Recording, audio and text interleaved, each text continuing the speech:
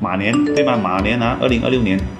OK，我相信大家很多都有看过流年嘛，对吗？其实流年就是你的也是八字的一种啊，对吗？因为我坦白讲啊，很多人对八字是觉得很神秘，对吗？